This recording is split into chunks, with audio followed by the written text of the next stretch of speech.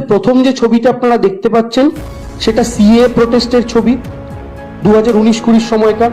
দ্বিতীয় ছবিটা লখনৌয়ের এনআরসির প্রোটেস্টের। চতুর্থ ছবিটা জলন্ধরের, এবং এটা কিন্তু কোনো দাঙ্গার ছবি না। চতুর্থ যে ছবিটা দেখতে পাচ্ছেন যেটাকে ওরা চালাচ্ছে হোলি বলে, সেই চতুর্থ ছবিটা হচ্ছে আসলে একটা আগুন লেগে গেছিল, সেই ফায়ার ব্রেকআউট করেছিল সেখানকার ছবি। পঞ্চম ছবিটা ম্যাঙ্গালোরে, সপ্তম ছবিটা হচ্ছে কর্ণাটকে, অষ্টম ছবিটা উত্তরপ্রদেশে, এবং লাস্ট ছবি নবম ছবি যেটাকে সংক্রান্তি বলে উল্লেখ করা হয়েছে, আর কোনো উৎসব খুঁজে পায়নি, সংক্রান্তি লিখে দিয়েছে। সেই সংক্রান্তির ছবিটা হচ্ছে আসলে আসামের এনআরসির ছবি। তাহলে যে কটা স্টেট বললাম, লখনৌ থেকে শুরু করে আসাম পর্যন্ত, প্রত্যেকটা স্টেট অ্যাকচুয়ালি যে স্টেটের ছবিগুলো বিজেপি ব্যবহার করেছে প্রত্যেকটা বিজেপি শাসিত রাজ্য, অর্থাৎ বিজেপি শাসিত রাজ্যের অশান্তির ছবি বাংলায় ব্যবহার করে পোস্ট করছেন স্বয়ং বিজেপির রাজ্যের সভাপতি। এই পোস্টটা ভাইরাল হওয়ার পর যখন সত্য সামনে আসলো, তখন সুকান্ত মজুমদার তার এই টুইটটি ডিলিট করেছেন। এখন আমার বিজেপির নেতাদের কাছে স্পষ্ট প্রশ্ন, সুকান্ত মজুমদারের কাছে স্পষ্ট প্রশ্ন, আপনি যদি এতটাই নিশ্চিত হবেন তাহলে এই টুইটটা ডিলিট করলেন কেন? আপনি এই টুইটটা ডিলিট করেছেন কারণ আপনি নিজেও জানেন আপনি মিথ্যের বেশাতি করছিলেন, আপনি নিজেও জানেন আপনি ফেক নিউজ ছড়াচ্ছিলেন। শুধু আপনি নন, দিল্লিতে বসে আপনাদের আইটি চিফ অমিত মালব্য, আপনার শুভেন্দু অধিকারী, প্রত্যেকে, এমনকি বিজেপির অফিসিয়াল হ্যান্ডেল থেকে মিথ্যাচার করা হচ্ছে। অর্থাৎ সুকান্ত মজুমদার টুইটটা ডিলিট করে প্রমাণ করলেন যে তারা মিথ্যাচার করছিলেন। কিন্তু এখনো কি বিজেপির কোন নেতা এই মিথ্যাচারগুলোর জন্য ক্ষমা চেয়েছেন, ভুল স্বীকার করেছেন, একটা টুইট করেছেন যে আমি ফেক নিউজ পোস্ট করেছিলাম, আমার কাছে এসেছিল? কেউ করেনি। কারণ এরা জানে এরা এই কায়দাতেই রাজনীতি করে, এবং 10টা মিথ্যে ছড়াতে গিয়ে যদি 4টে মিথ্যে ক্লিক করে যায়, তাহলে সেই মিথ্যের ওপর দাঁড়িয়ে তারা নতুন মিথ্যের রাজনীতি শুরু করবেন। একটা দুটো ধরা পড়ে গেছে, বাকিগুলো হয়তো ধরা পড়ে না। এটা হচ্ছে ভারতীয় জনতা পার্টির রাজনীতি। এবার আমি আপনাদের বলি, বাংলার মানুষ কিন্তু যথেষ্ট সচেতন মানুষ। 2-3 দিন আগে থেকে যখন এই অশান্তিগুলো পাকানোর চেষ্টা হলো, আপনারা প্রত্যেকে খেয়াল করে দেখুন, বাংলার যে 3-4টে জায়গাতে এই ঘটনা ঘটেছিল, প্রত্যেকটা ঘটনা প্রায় কয়েক ঘন্টার এদিক ওদিকে একই সময় একই প্যাটার্নে প্রত্যেকটা ঘটনা ঘটেছে। এবং ঘটনা চক্রে এই প্রত্যেকটা ঘটনার ভিডিও ঘটনা ঘটার পর মার্কেটে চলে এসছে। যেন কেউ ভিডিও ক্যামেরা নিয়ে রেডি ছিল, কেউ জানতো এরকম একটা ঘটনা ঘটবে, সেটা রেকর্ডিং হবে, এবং সেই ভিডিওগুলো যেগুলো ছড়ানো হচ্ছে তার মধ্যে কতগুলো সত্যি আমরা এখনো জানি না। আপনি যদি দেখেন প্রত্যেকটা সেম প্যাটার্নে। আচ্ছা আপনি বলুন তো, হুগলির কোনো একটা জায়গায়, মুর্শিদাবাদের সুতিতে, মুর্শিদাবাদের ধুলিয়ানে, কিংবা মুর্শিদাবাদের ফারাক্কাতে, মালদা মুর্শিদাবাদ বর্ডার, এই এতগুলো আলাদা আলাদা জায়গায় একই সময়ে একই প্যাটার্নে অশান্তি ছড়াচ্ছে। এটা যদি পূর্ব পরিকল্পিত না হয় তাহলে কি করে সম্ভব? 1 নম্বর কথা। 2 নম্বর কথা কি, আমাদের কাছে বর্ডার এলাকার আমাদের কর্মীদের কাছ থেকে খবর আসছে যে বিএসএফ এর একাংশের মদদে, আমরা কিন্তু একাংশ কথাটা উল্লেখ করছি, বিএসএফ এর একাংশের মদদে বিভিন্ন বহিরাগত সংগঠনের বিভিন্ন সদস্যকে পশ্চিমবঙ্গে ঢোকানো হচ্ছে। হতে পারে তাদের মধ্যে জঙ্গি সংগঠনও থাকতে পারে, এবং সেটা ইন্টেনশনালি করা হচ্ছে।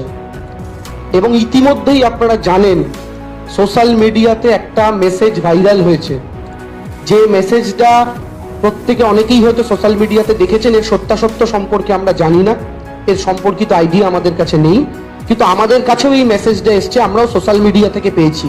আমি আপনাদেরকে এই প্রেস কনফারেন্সের পর সেই মেসেজটা যারা পাননি পাঠিয়ে দেব, তার বয়ান যদি পড়েন, সেই মেসেজের বক্তব্য যদি পড়েন, ভয়ঙ্কর এক চক্রান্তের দিকে আঙুল নির্দেশ করছে সেই মেসেজ। এবং সেই মেসেজের অনুযায়ী কিন্তু আপনি দেখেন যদি ঘটনাগুলো ঘটছে। এই যে কিছু জঙ্গি সংগঠনকে ঢুকিয়ে দেওয়া হচ্ছে, তার প্রমাণ কি?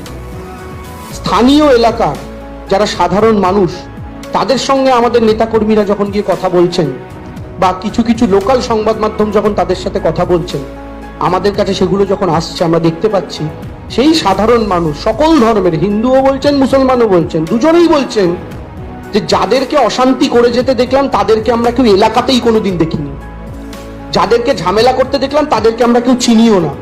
সেটা ওই এলাকার মুসলিম ব্যক্তিও বলছেন, হিন্দু ব্যক্তিও বলছেন, যারা কোনো রাজনীতি করেন না। তাহলে এরা কারা, এরা কোথা থেকে এলো, এবং বর্ডার এরিয়াগুলোই টার্গেট হচ্ছে কেন বেছে বেছে, কোথা থেকে এদেরকে ঢোকানো হচ্ছে, অশান্তি করেই বা এরা কোথায় চলে যাচ্ছে?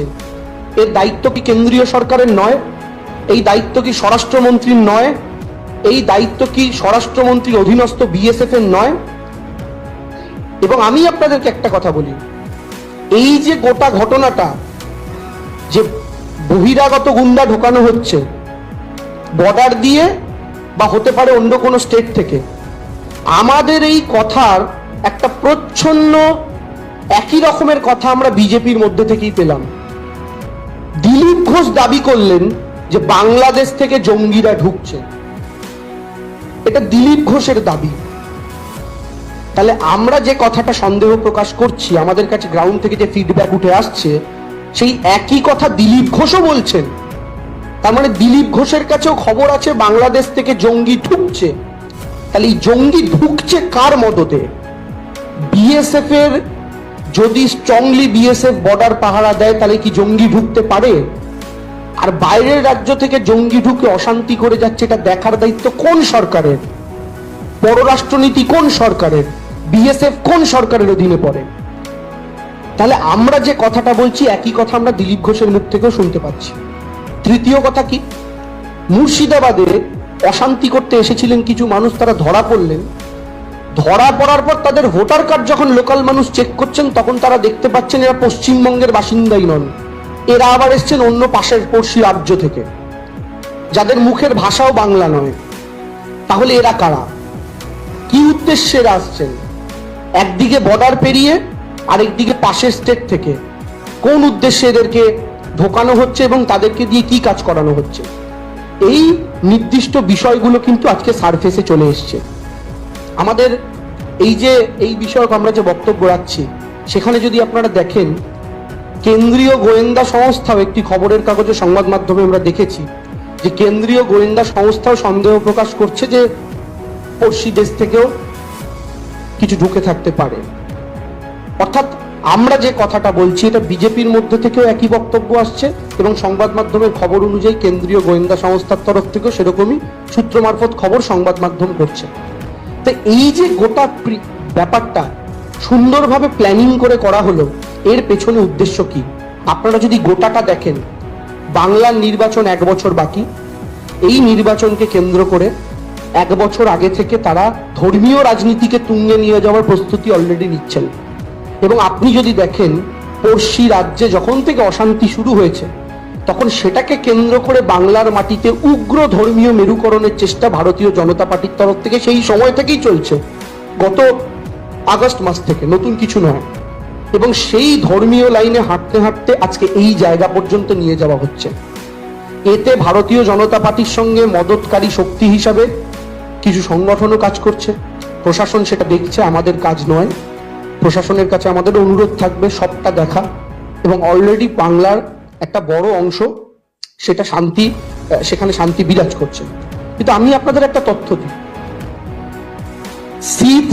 CSSS বলে একটি সংস্থা, তারা সমীক্ষা করেছে এবং সেই সমীক্ষা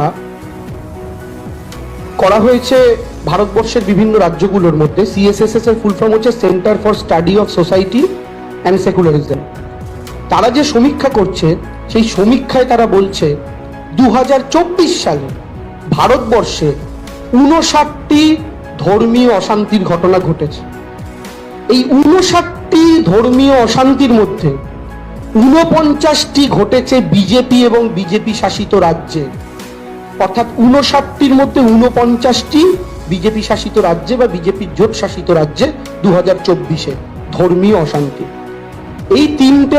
এই তালিকার মধ্যে প্রথম 3-এ কোন কোন রাজ্য রয়েছে?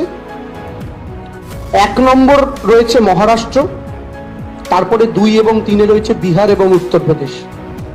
ধর্মীয় অশান্তির নিরিখে 2024-এ এই 3টে রাজ্যেই কাদের সরকার? এনডিএ সরকার।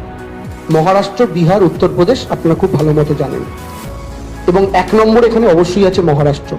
এবং এই স্টাডি বলছে যে 2024 সালে দেশে ধর্মের নামে অশান্তি 2023-এর তুলনায় 84% বৃদ্ধি পেয়েছে। অর্থাৎ 2023 সালে যতগুলো ধর্মীয় অশান্তি দেশে হয়েছে তার 84% বৃদ্ধি পেয়েছে 2024-এ। যে 84% যে বৃদ্ধি পেয়েছে সেই টোটাল নাম্বার, তার টোটাল 59টা অশান্তির মধ্যে 49টাই বিজেপি শাসিত রাজ্যে। তাহলে পশ্চিমবঙ্গের দিকে যারা আঙুল তুলছেন, সেই ভারতীয় জনতা পার্টি উত্তর দেবেন যে আপনাদের শাসিত রাজ্যগুলোতে এই 80% ঘটনা আপনাদের শাসন করা রাজ্যগুলোতে কেন ঘটলো? পরবর্তী প্রশ্ন, পশ্চিমবঙ্গে আদালতের নির্দেশে সেন্ট্রাল ফোর্স নেমেছে।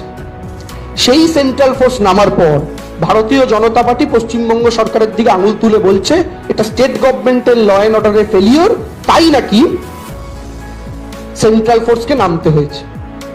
আমি যদি একই কথা জিজ্ঞেস করি, আমাদের পড়শি রাজ্য ত্রিপুরা, বিজেপির সরকার, সেখানে কেন সেখানকার স্টেট গভর্নমেন্টকে সেন্ট্রাল ফোর্স নামাতে হলো?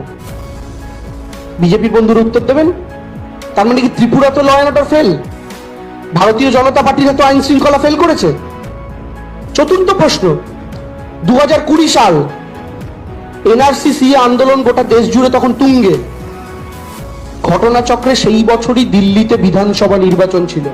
আপনারা জানেন 2025-এ দিল্লিতে নির্বাচন হয়েছে, তার 5 বছর আগে 2020-তে ছিল। সেই 2020 দিল্লির বিধানসভা নির্বাচনের ঠিক প্রাককালে 10 দিন ধরে দাঙ্গায় দিল্লি স্তব্ধ হয়েছিল। 10 দিন ধরে। আমি যদি জিজ্ঞেস করি দিল্লির আইন শৃঙ্খলার দায়িত্ব কার, সেখানকার রাজ্য সরকারের, কেজরিওয়ালের ছিল না। দিল্লির আইন শৃঙ্খলার দায়িত্ব স্বরাষ্ট্রমন্ত্রী অমিত শাহের হাতে, কেন্দ্রীয় সরকারের হাতে। দিল্লি কিন্তু আর 5টা রাজ্যের মতো নয়। দিল্লি দেশের রাজধানী, দেশের প্রধানমন্ত্রীর ভবন, রাষ্ট্রপতির ভবন, লোকসভা, পার্লামেন্ট থেকে শুরু করে যাবতীয় সেক্রেটারিয়েট সব ওখানে। সেই দিল্লি 2020 সালে 10 দিন টানা জ্বলল। দেশের স্বরাষ্ট্রমন্ত্রী পদত্যাগ করেছিলেন, দেশের প্রধানমন্ত্রী পদত্যাগ করেছিলেন, তার নিজের বাড়ি যে সেক্রেটারিয়েটে তার সেই রাজ্যটা জ্বলছিল 10 দিন। কি অ্যাকশন নিতে পেরেছিল? দেশের রাজধানীর দাঙ্গা যারা থামাতে পারে না তারা পশ্চিমবঙ্গের দিকে আঙুল তোলে। এবং শুধু সেই ঘটনাই নয়, ওই দিল্লির দাঙ্গা চলাকালীন 2020-তে বিজেপির তরফ থেকে 2জন মণিরত্নের খোঁজ গোটা দেশের মানুষ তো চিনতেন, কিন্তু আরো বেশি করে কুখ্যাত হয়েছিলেন তারা। তার মধ্যে একজন দিল্লির বিজেপির এমপি, তার নাম কপিল মিশ্রা, ক্রমাগত দাঙ্গায় উস্কানি দেওয়া ভাষণ দিয়ে গিয়েছেন। একটা অ্যাকশন তার এগেনস্টে হয়নি। দ্বিতীয় কি, বর্তমানে দেশের মন্ত্রী, নরেন্দ্র মোদীর ক্যাবিনেটের সদস্য অনুরাগ ঠাকুর, তার সেই বিখ্যাত বক্তব্য, দেশকে গদ্দারো কো গোলি মারো বিপ বিপ বিপ, ওটা ওই সময় দিল্লি থেকে দেওয়া। একটা অ্যাকশন হয়েছে? অ্যাকশন তো দূরস্থ, উল্টে নরেন্দ্র মোদী কোলে বসিয়ে এখনো তাকে ক্যাবিনেটে রেখে দিয়েছেন। তাহলে 2020-তে 10 দিন দিল্লি জ্বলল যাদের হাতে, গোটা দেশের 59টা দাঙ্গার মধ্যে 49টা দাঙ্গা 2024-এ যাদের রাজ্যগুলোতে হলো, তারা পশ্চিমবঙ্গের দিকে আঙুল তুলছে। বাংলার মানুষ কি বুঝতে পারছে না দিল্লির নির্বাচনের প্রাককালে যারা 10 দিন দিল্লি জ্বালাতে পারে, তারা পশ্চিমবঙ্গের নির্বাচনের 1 বছর আগে পশ্চিমবঙ্গ জ্বালানোর চেষ্টা করবে?